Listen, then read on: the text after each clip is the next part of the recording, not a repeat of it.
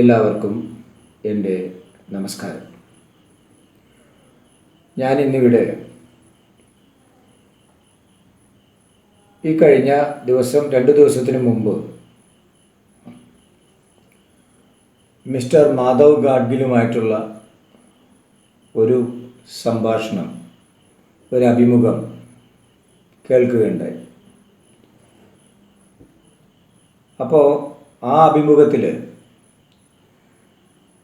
മാധവ് ഗാഡ്ഗിൽ ഇങ്ങനെ പറയുകയുണ്ടായി.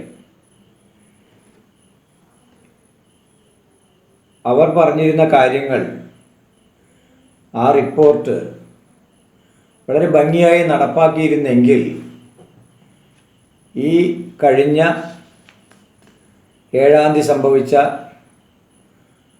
രാജമല പെട്ടിമുടിയിൽ സംഭവിച്ചിട്ടുള്ള അതിദാരുണമായ ഉരുൾപൊട്ടൽ, അതിൻ്റെ ആഘാതമൊക്കെ കുറയ്ക്കാമായിരുന്നു. അതുപോലെ തന്നെ പ്രളയം ഉണ്ടായപ്പോൾ ഉണ്ടായിരുന്ന പ്രശ്നങ്ങളും വളരെ കുറയ്ക്കാമായിരുന്നു എന്ന് പറയുകയുണ്ടായി. ഇത്തരുണത്തിൽ ഞാൻ ആ ഗാഡ്ഗിൽ കമ്മിറ്റി റിപ്പോർട്ടിൻ്റെ ഒരു സാരാംശത്തിലൂടെ കടന്നു പോവുകയാണ്. കാരണം പല റിപ്പോർട്ടുകളും പല കമ്മീഷനുകളും വയ്ക്കാറുണ്ട്, റിപ്പോർട്ടുകൾ വയ്ക്കാറുണ്ട്. ആ റിപ്പോർട്ടുകൾ പിന്നെ ആരും സംസാരിക്കുക തന്നെയില്ല. അവിടെ ചില ആൾക്കാരുടെ ചില അധികാരമോഹത്തിൻ്റെ ഫലമായിട്ടോ അല്ലെങ്കിൽ അവരുടെ ലാഭക്കച്ചവടത്തിൻ്റെ ഫലമായിട്ടോ ഈ റിപ്പോർട്ട് പിന്നെ പൊതുവെ പുറത്തു കൊണ്ടുവരാറില്ല. ഏറെ ചർച്ച ചെയ്യപ്പെട്ട ഒരു റിപ്പോർട്ടായിരുന്നു ഗാഡ്ഗിൽ റിപ്പോർട്ട്. അതിനേറെ പ്രസക്തിയുമുണ്ടായിരുന്നു.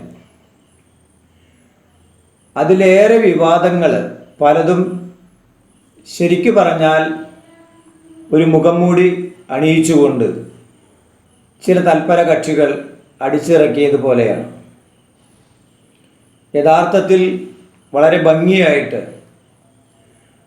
പ്രകൃതിയെ സംരക്ഷിക്കുവാനും അവിടുത്തെ ജനങ്ങളെ,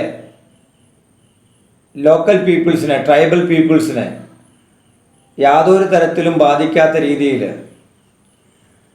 നേച്ചറിനെ, ഇക്കോളജി സംരക്ഷിക്കപ്പെടുകയും അതുപോലെ തന്നെ അവരുടെ ലിവിങ്ഹുഡിനെ, അതായത് അവിടുത്തെ ജനങ്ങളെ യാതൊരു തരത്തിലും മാറ്റി പാർപ്പിക്കാതെ അവരുടെ ലൈഫിനെ ensuring the enhancement of livelihood of the people and causing least disturbances to the environment.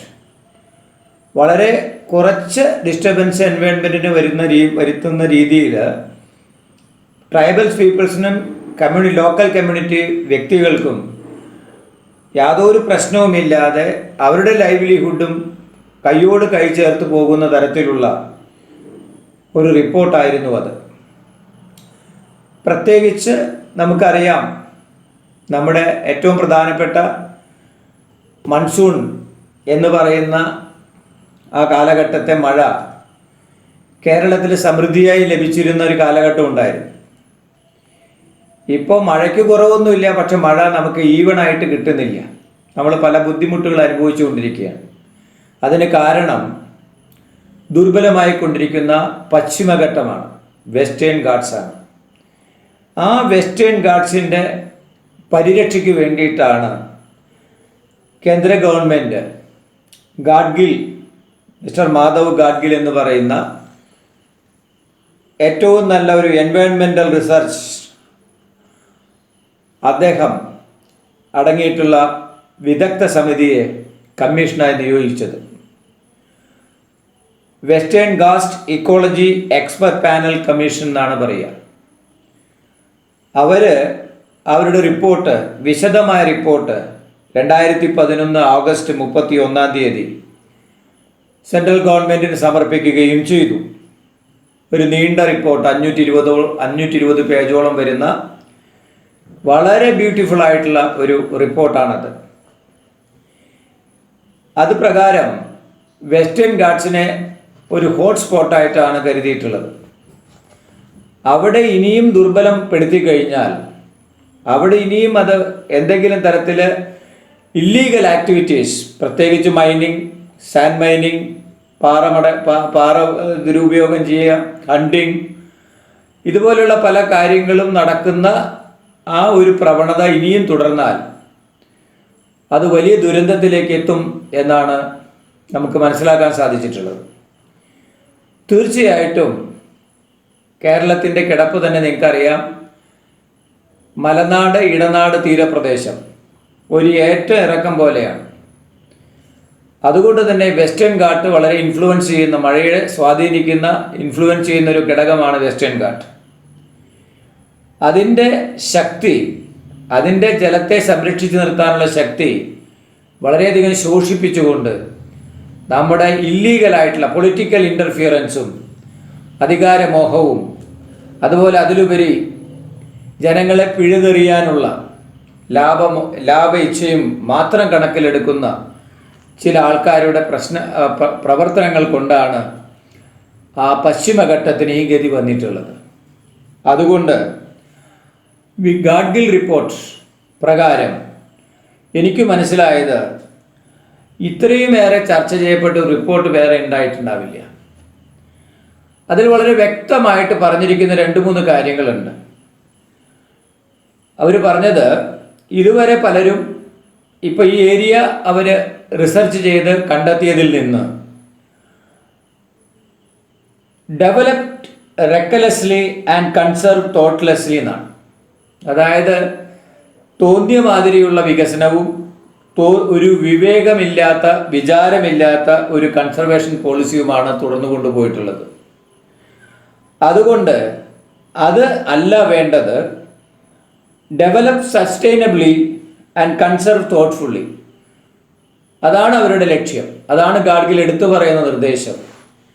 അതുകൊണ്ട് ഇക്കോസിസ്റ്റത്തിനെ പരിപാലിക്കപ്പെടുകയും അവിടുത്തെ ലിവിങ് പീപ്പിൾസിനെ, ലോക്കൽ കമ്മ്യൂണിറ്റിയെയും അവിടുത്തെ ട്രൈബൽസിനെയും അവരുടെ ജീവിത മാർഗങ്ങളെ തടസ്സപ്പെടുത്താതെ വളരെ ഭംഗിയായിട്ട് നമുക്കുണ്ടാകുന്ന പ്രകൃതിക്ഷോഭങ്ങളെ പരമാവധി ലഘൂകരിക്കാൻ 3 സോണുകളാക്കി തിരിച്ചുകൊണ്ട് വളരെ ഭംഗിയായിട്ട് എല്ലാ തരത്തിലും ഒരാളെയും ഉപദ്രവിക്കാതെ ഭംഗിയായിട്ടുള്ള റിപ്പോർട്ടാണ് അദ്ദേഹം സമർപ്പിച്ചിട്ടുള്ളത്.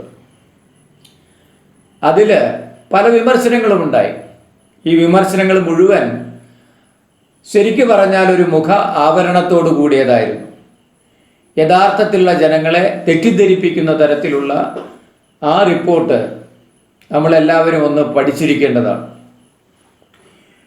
എനിക്ക് തീർത്തും ആ രണ്ടാമത്തെ അഭിമുഖം കണ്ടപ്പോൾ എനിക്ക് തീർത്തും സങ്കടകരമായ ഒരു പ്രതീതിയാണ് സംഭവിച്ചത്.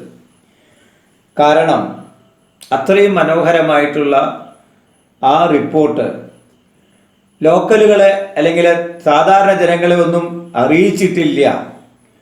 ഗ്രാമതലങ്ങളിലൊന്നും ആൾക്കാർക്ക് അതിനെക്കുറിച്ച് അറിയില്ല എന്നുള്ള ഒരു ധാരണ പരത്തുകയും അത് തികച്ചും തെറ്റായ സന്ദർഭമാണ്. കാരണം അതിരപ്പള്ളി പ്രോജക്റ്റിൽ പോലും അവിടുത്തെ ഗ്രാമസഭകളെയും താഴെ തട്ടിലുള്ള ജനങ്ങളെയും പൊളിറ്റിക്കൽ പ്രശ്നക്കാരെയും അല്ലാത്തവരെയും എല്ലാവരെയും ഇതിനെക്കുറിച്ചിട്ടുള്ള ഒരു ധാരണ ഉണ്ടാക്കാൻ വേണ്ടിയിട്ട് ക്ഷണിച്ചിരുന്ന കാര്യങ്ങളൊക്കെ ജനങ്ങൾ മറന്നു പോകാൻ പാടുള്ളതല്ല.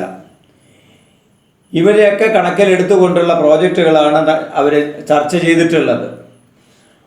അപ്പോൾ ഈ പ്രവർത്തനം ഇങ്ങനെ പറഞ്ഞിരിക്കുന്നവരുടെ ഉദ്ദേശം, അവർക്കാണ് ഇതിൽ പ്രശ്നം. ഈ ഗാഡ്ഗിൽ കമ്മിറ്റി റിപ്പോർട്ട് വരുന്നതിൽ ഏറ്റവും പ്രശ്നം ഈ ഇല്ലീഗലായിട്ട് ചെയ്യുന്ന പല കാര്യങ്ങൾ ചെയ്യുന്ന സ്വാർത്ഥ ബുദ്ധികളായിട്ടുള്ള, അല്പബുദ്ധികളായിട്ടുള്ള, നാളെക്കുറിച്ച് ചിന്തിക്കാത്ത, അവരുടെ കാര്യങ്ങൾ മാത്രം നീട്ടിക്കൊണ്ടുപോകുന്ന, വംശനാശം വരുത്താൻ ശ്രമിക്കുന്ന അല്ലെങ്കിൽ ടോട്ടൽ ഡിസ്ട്രക്ഷൻ വരുത്താൻ ശ്രമിക്കുന്ന പ്രകൃതി വിരുദ്ധ ശക്തികളാണ് ഇതിന് പിന്നിലുള്ളത് എന്നർത്ഥം. ചുരുക്കി പറഞ്ഞാൽ ഈ റിപ്പോർട്ടിൽ, ഫോറസ്റ്റ് റിപ്പോർട്ടിൽ പറഞ്ഞിരിക്കുന്ന ഇക്കോളജിക്കലി ഫ്രാഗ്നന്റ് ലാൻഡ് എന്ന് പറയുന്ന സംഗതി പ്രകാരം ഫോറസ്റ്റ് ഡിപ്പാർട്ട്മെൻറ്റ് കൊടുത്തിട്ടുള്ളതാണ്. അവരിൽ ഹ്യൂമാൻ എക്സ്ക്ലൂഡ്സ് എന്നാണ് പറഞ്ഞിട്ടുള്ളത്, മനുഷ്യനെ മാറ്റിപ്പാർപ്പിക്കണം എന്നാണ് പറഞ്ഞിട്ടുള്ളത്. അതുപോലും വേണ്ട, മനുഷ്യനെ മാറ്റിപ്പാർപ്പിക്കേണ്ട ആവശ്യമില്ല, ട്രൈബൽ പീപ്പിൾസിനും ലോക്കൽ പീപ്പിൾസിനും യാതൊരു പ്രശ്നവുമില്ല ഇല്ലാതെ അവരെ സംരക്ഷിക്കപ്പെടുത്താൻ നമുക്ക് സാധിക്കും എന്ന് പറയുകയും വളരെ ഭംഗിയായിട്ട് 3 സോണുകളെ ക്രമീകരിക്കുകയും ചെയ്ത് ഏറ്റവും നല്ല എക്സാമ്പിൾ ഇതനുസരിച്ച് മഹാരാഷ്ട്രയിൽ സിന്ധുദുർഗ് ജില്ലയിൽപ്പെട്ട 25 ഗ്രാമസഭകൾ ചർച്ച ഉണ്ടാക്കുകയും അവർ ഈ കമ്മിറ്റി റിപ്പോർട്ട് അവരോട് സംസാരിച്ച് അവരുടെ പ്രദേശങ്ങളെ സോൺ 1 ഉൾപ്പെടുത്താൻ പറയുകയുമുണ്ടായി.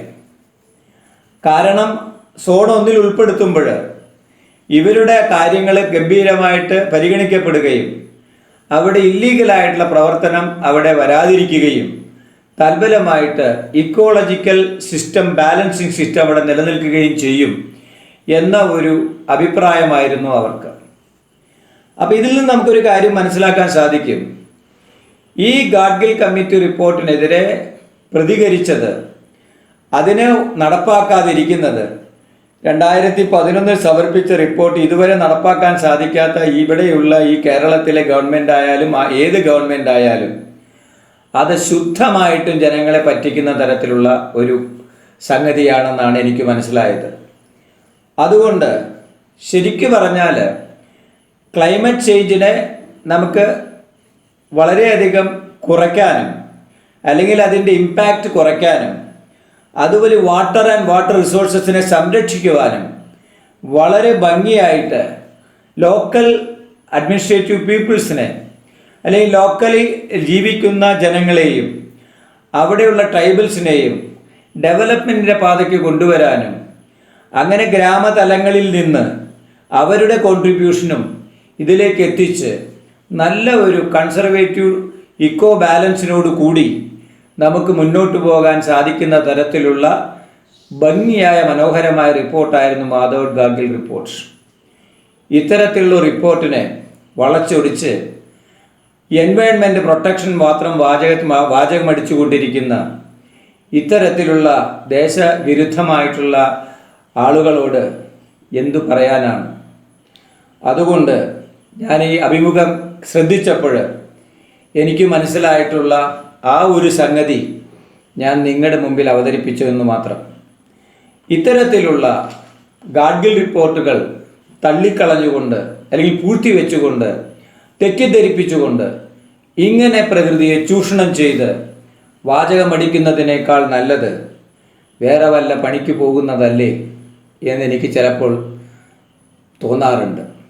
അതുകൊണ്ട് ഈ പെട്ടിമുടി പോലെയുള്ള അപകടങ്ങളും കഴിഞ്ഞ വർഷം വരുത്തിവെച്ച മഹാപ്രളയവും ഇത്തരത്തിലുള്ള പ്രശ്നങ്ങൾ ഇനിയും വരുത്താൻ വേണ്ടി നിരവധി പാവപ്പെട്ട ജനങ്ങളെ യാതൊന്നും അറിയാതെ മണ്ണിനടിയിൽ അകപ്പെടുത്തി രക്ഷാപ്രവർത്തനങ്ങൾക്ക് നേതൃത്വം വഹിപ്പിച്ചുകൊണ്ട് അവരുടെ ഡെഡ് ബോഡികൾ കൊഴിച്ചെടുക്കുന്ന പോലെ ഇതൊരു പതിവ് ചടങ്ങാക്കി മാറ്റുന്ന രീതിയിലേക്കാണോ നമുക്ക് പോകേണ്ടത്? എനിക്ക് തന്നെ വളരെ മോശപ്പെട്ട ഒരു ലജ്ജാകരമായിട്ടുള്ള ഒരവസ്ഥയാണ് എനിക്ക് തോന്നുന്നത്. അതുകൊണ്ട് പ്രത്യേകിച്ചും ആരെയും വിഷമിപ്പിക്കാനല്ല, ജനങ്ങൾക്ക് വേണ്ടി ഭരിക്കാൻ ശ്രമിക്കുക, ജനങ്ങൾക്ക് വേണ്ടി നയിക്കാൻ ശ്രമിക്കുക, കാര്യങ്ങൾ സത്യസന്ധമായി അവതരിപ്പിക്കുക. ഇതാണ് എനിക്ക് നിങ്ങളോട് പറയാനുള്ളത്. അപ്പോൾ പെട്ടിമുടി പോലെയുള്ള അല്ലെങ്കിൽ രാജമല പോലെയുള്ള സംഭവങ്ങൾ വെസ്റ്റേൺ ഘാട്ടിൽ ഇനിയും ആവർത്തിക്കപ്പെടാൻ സാധ്യതയുണ്ട്.